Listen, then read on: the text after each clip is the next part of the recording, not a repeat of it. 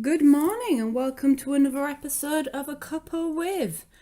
I have got my brew and my breakfast. I have just got back from a gym session and a 5k run outside in this horrendous storm weather. So you're going to hear me munch and drink at the same time because I have uni revision, that I need to get out and do. It's a good job you guys know that I'm pretty raw and you don't expect top-notch quality, and I love you for that. just putting it out there. You accept me for what I am, you listen for what I am, and I love you for that. Or you might just like me and pat me on the back. Anyway, this week I have had some serious... Alright, don't roll your eyes, but personal growth. I know, ew. When anybody thinks of personal growth, all they do is roll their eyes and go, ugh, all that hippie shit. But as cliche as it fucking is, it's true. You need personal growth. And I've done a lot of it this week. From eye-openers, well, I'd say last week and a half, from eye-openers of people around me and their intentions, to past stuff I hadn't realised I've dealt with, to just like getting on with stuff, really. Because I saw the post that said like the best personal growth that tend not to be Instagrammable, but I think that goes for anything. Sometimes some personal growth just doesn't belong out there, and that's why I say to people, you can be open with your feelings. You don't have to be open with every aspect of your life. People seem to make that mistake when they go, oh yeah, I want to be open, and then proceeding to tell them every little detail of what they ever got up to in their entire life, including like what they had for breakfast and if they went for their morning poo. Don't need to do that. I know, a bit descriptive, but hey, we'll go with it. So yeah, it started. We'll go for what's been happening in the past week or so.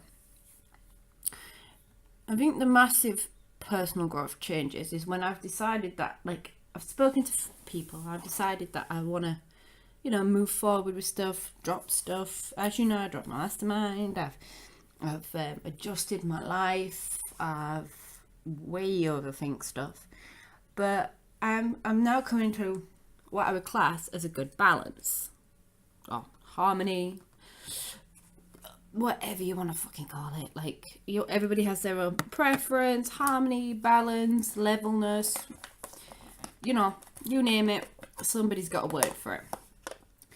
And I've been working through that, and I think I've got, at the moment, as it stands, don't get me wrong, I expect it to change because, life happens. And, hang on a sec, bear with me. You know what, sometimes I bet you guys just think, what the fuck is she talking about? So yeah, I've got to the balance part. I've got to I do enjoy my own space. I sorted out, like, letting go of some feelings.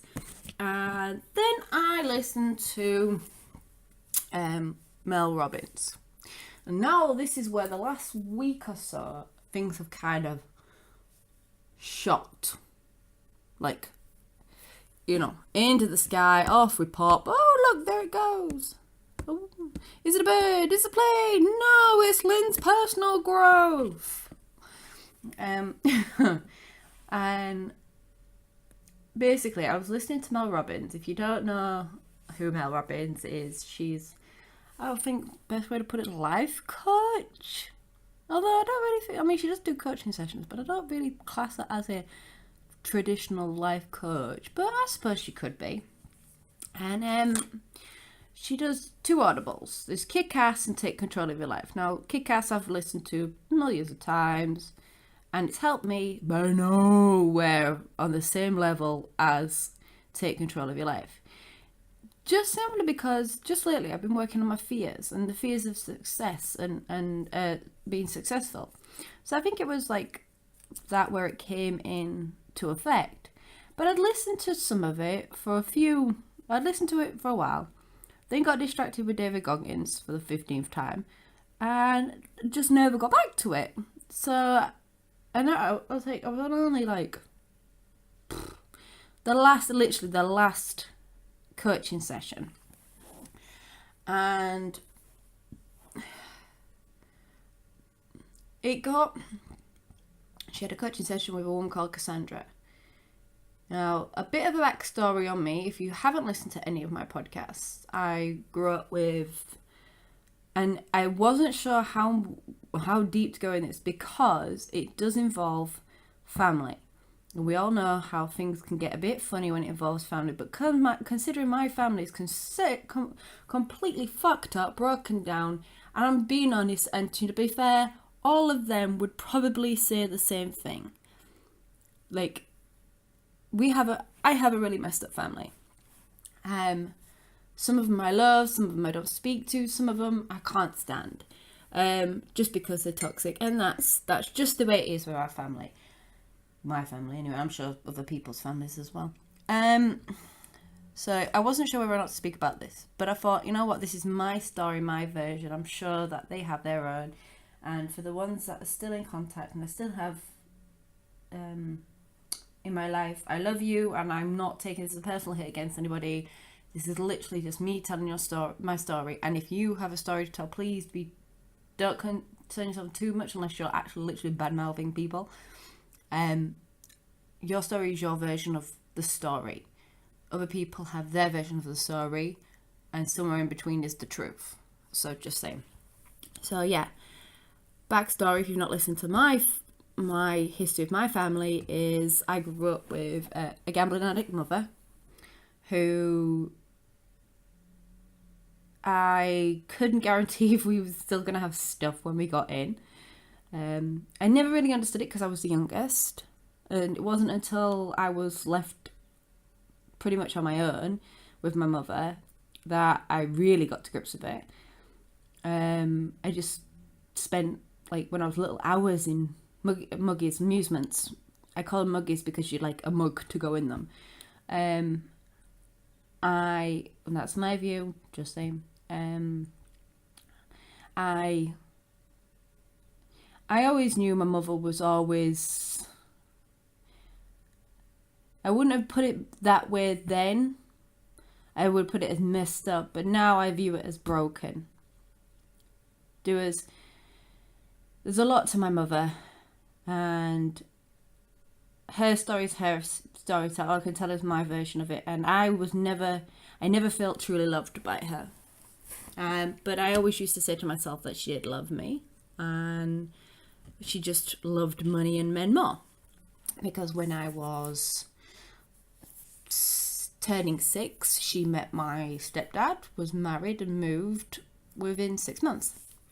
And I had 2 new stepbrothers with me and my sister.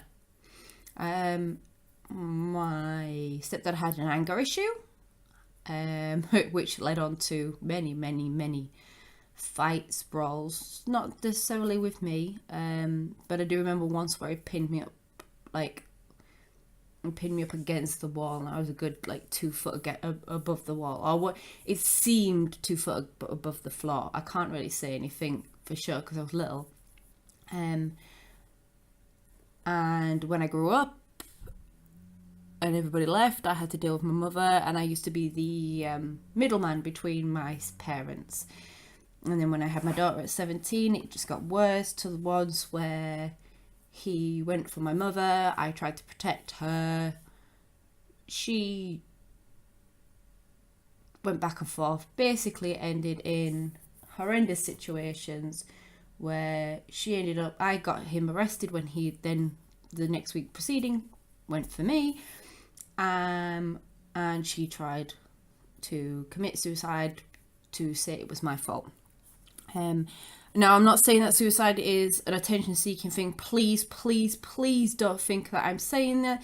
This is literally only my mother's account of why she did it, right? Nobody else. I truly believe suicide is a horrendous thing that anybody should feel that they have to go to at that point. My mother just used it as a way to make me feel guilty about getting my dad arrested. So yeah, that's when it came to a head. Everything broke down, and it's not the reason I don't speak to him anymore, which is weird, right? But yeah, it got to that. That's the catalyst, right? But in all that, I had people that were stable rocks. My nana, who was my blessing. I didn't see it now, and I wish she was still alive. I hope she knew before she died. Once I told her everything that my mother had done, because she wanted to know once, and she burst into tears, and I feel really fucking bad. Because it was like, she did ask me, please tell me every bit of truth. So I did. It was the most worst experience you can ever do, because the truth is one thing that's just always painful. My nana was always there. My granddad, he was a good man, and I love, I don't even talk about him in past tense. I love him still. I think of him all the time. And there was other people, but it was mainly, as you can imagine, growing up, it was me and my sister. And I looked up to my sister. Like, my sister was cool. I loved her to death. Like, I love her to death now. And she was cool. She was the popular girl. She always had her shit together. Like, when we found out that our dad wasn't actually our dad, that's a whole nother story. She was still there with me when when she found out that my dad wasn't really my biological father, she still, in her own little way, tried to help me. But from the ages of, I'd say, when she moved out, I was about 15. No, probably before that, before she moved out. When she turned 16 and she got her own life and she started going out, she was no longer my rock. I love my sister, and as we were growing up, I wanted to be her. She was so popular and so everything. She walked in and owned the room, and I always loved that about her. Like, I could never understand how she had this weird acne that left boil-looking things on her face. And I have it too. It's a genetic thing. It's really messed up. Whenever we get stressed, we get these boil-looking spots on our face. It's horrendous. Yet she made it work. It just rolled off her back like water off a duck's back. And she was always the one that got all the boys.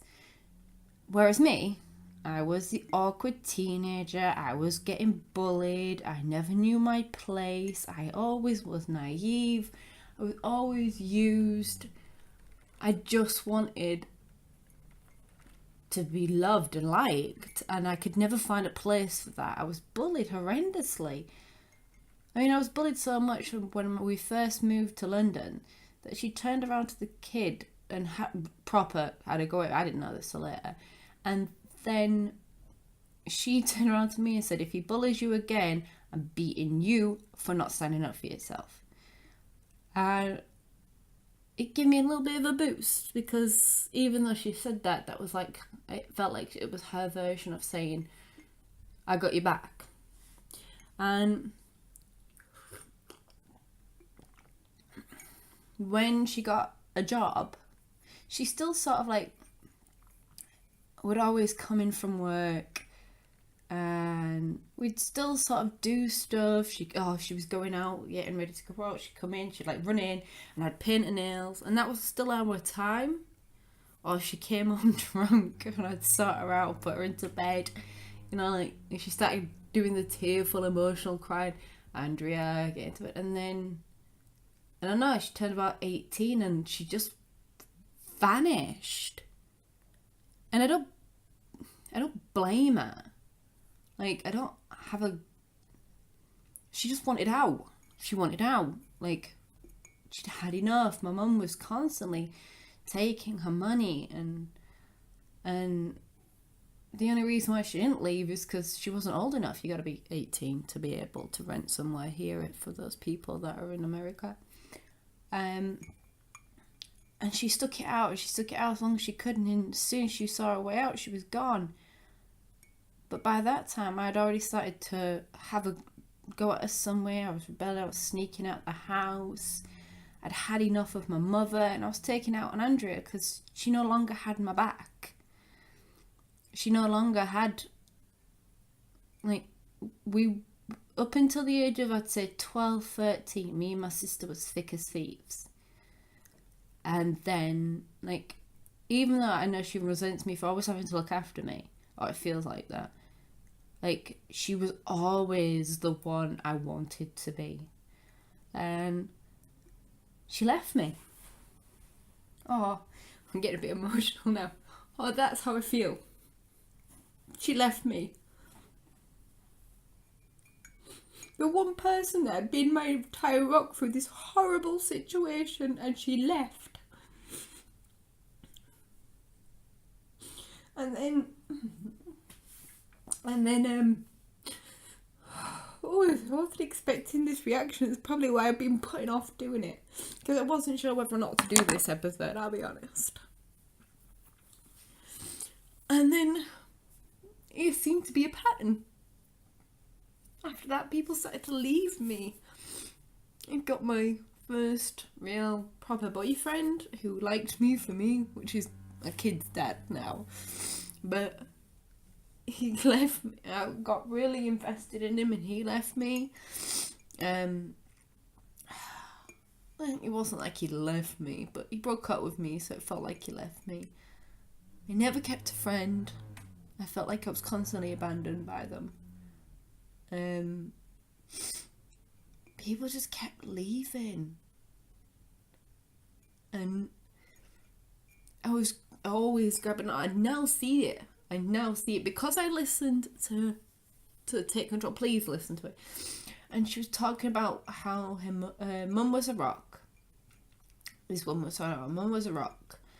And her sister was always, like, selfish because she did this and she did that, so she was selfish and she judged her. And I judged my sister. And I realised because I'm angry at her for leaving me. And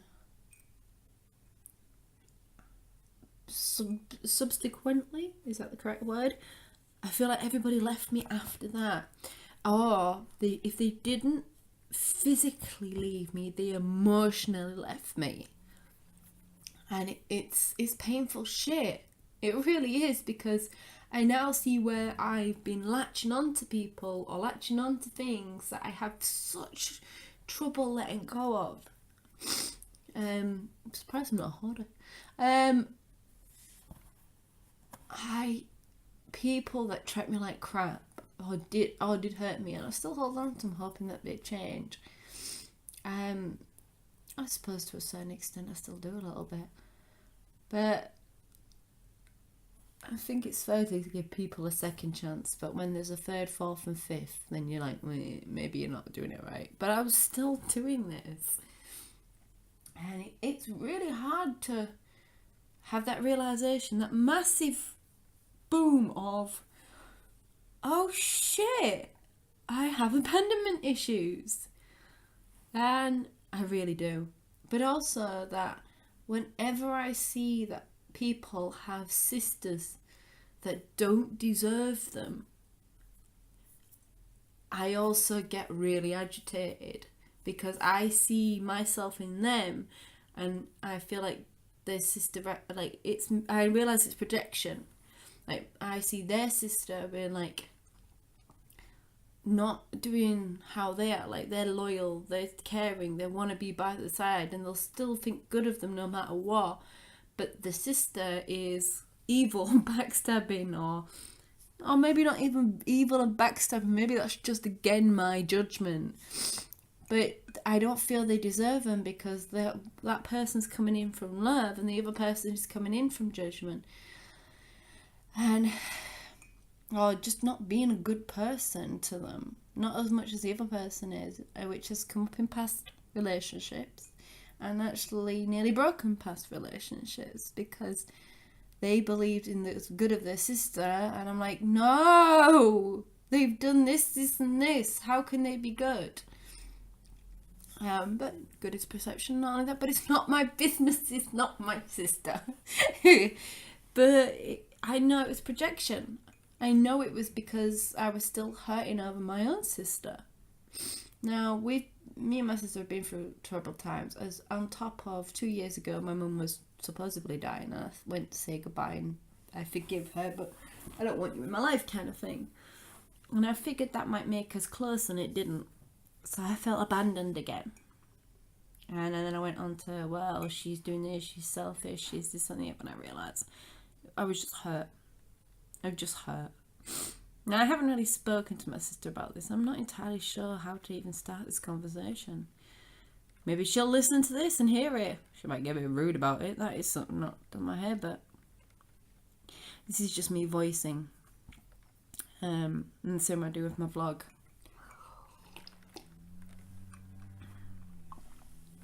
But the other stuff is... So that was the big issue, is understanding how abandonment issues. Other one has been how I take in social media, which I have spoken about before. But I was listening to Tom Bilyeu with Harold Eldroy, and he was saying how your personal growth should always be more than your business growth. And I was just like, oh fuck. Because I'm like, every time I kept having a bit of growth within my Instagram and my Facebook or on my podcast, it would always pull back to the level it was before. Like, go a little bit growth and then it'd just go right back to where it was before. Like, there'd be no add-on, there'd be no connections, there'd be no nothing. And it's because I wasn't working on me. Where I was semi-working on me, but it was nowhere near the amount of effort I was putting into getting shit out there and getting my message out there, which got lost because I didn't know me for a while. I lost me. Now I'm finding me again, and hello, here I am with all this extra baggage while I disappeared from it, which I'm sieving through. So that was interesting because it's meant that I've sort of like backed away from social media because I want to get my personal growth sorted out. And not everything should be on Instagram, not everything should be on Facebook, social media. Also, I don't want to be on Facebook. Like, I know this sounds horrid to say. I like it because I can get my message out and go straight to my page and then boom, I'm out. But wow, I am surrounded by some negative people and that shit is fucking me up.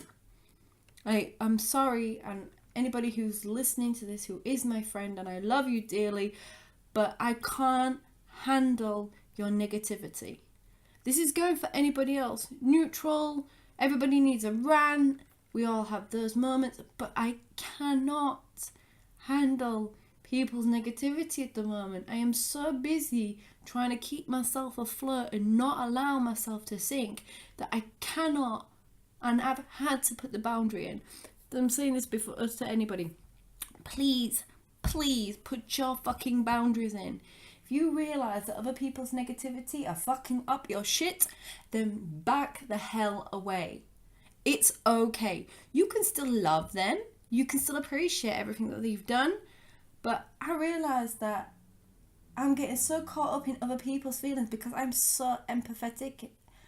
I do. Like, I see stuff and I'm like, I feel it deeply. Hell, I'm so empathetic. I feel deeply about fucking Brexit. Because I think of all the people that are going to be messed up for it. And how a government... See, like, I can... I can really go, I'm not going there. No, I'm not. But I can't deal with other people's negativity. I don't have my old coping mechanisms anymore. I'm kind of stripped bare at the moment. 2.5 months into trying to fix shit that has been running for years, for 33 fucking years, I am too vulnerable to hear other people moaning, whinging, and bitching about they are not doing anything about, right? Like Brexit. You can whinge all you like about it, but until it's actually sorted out, fuck all you can do about it. So wait it out and see what happens. Then make the best of a bad situation. That is literally all you can fucking do, because we have no control. We had our voice. We voted to exit. End of story. Do you have to agree with it? No. Do you have to deal with it? Yes. Get on with it. When it comes to how your life situation is man, you made your bed. Like, I had to take responsibility for my life. My responsibility was stopping drinking. I've realised now that drinking was hiding so much shit that I'm now having to deal with. I am too vulnerable to deal with anybody else's. I only want people around me most of the time that can at least see a neutral. At the very least, see a neutral. I don't need... Maybe in a bit more, when I've got a bit more sorted and I know I'm mentally, like, I have new coping mechanisms to handle other people, because people say coping mechanisms is just for stress and trauma and stuff like that. No.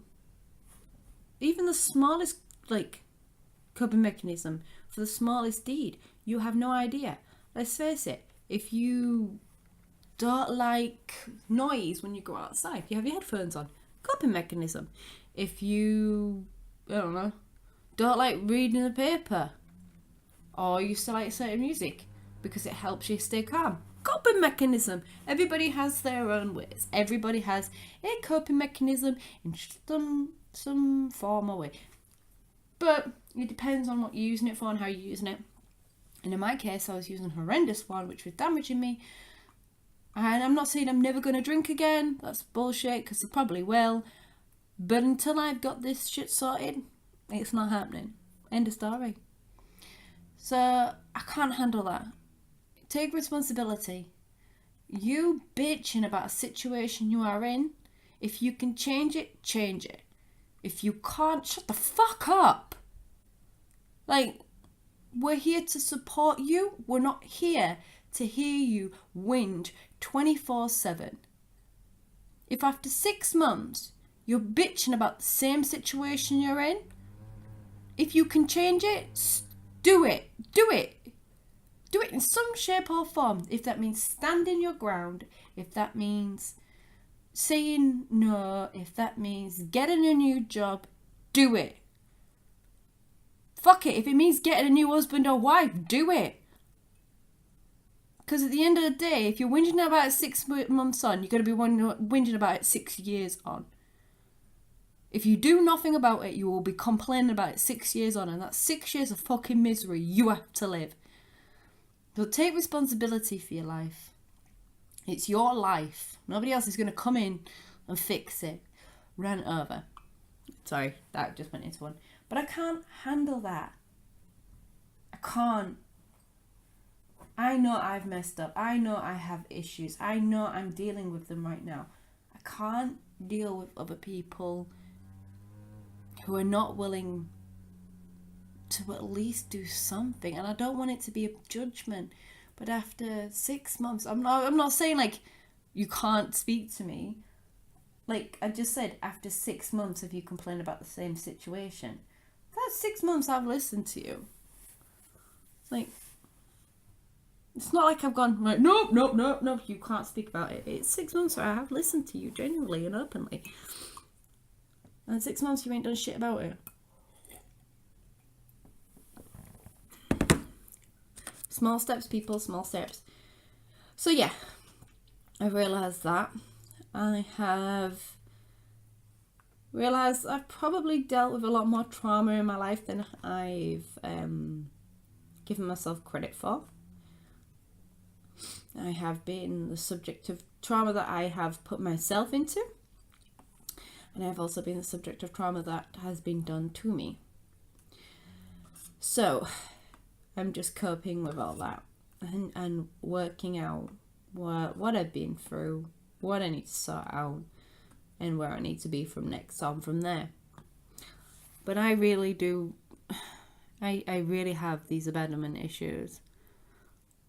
And it's really hard to understand that. Like, I understand it, but it's hard to, like, get my mind around it and how I'm going to sort it. Which is obviously why I say I can't manage other people's negativity, and that's why I'm staying away from Facebook. And also, taking in too much content, because I'm one of those empathetic that take in everything and try everything.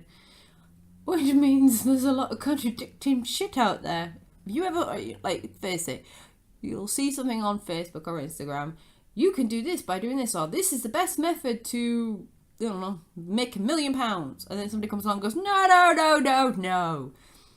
We've all seen that fucking annoying advert on YouTube. Hi, my name is Sandrine, and now we work from home. Fuck off. Fuck right off. It's not that easy.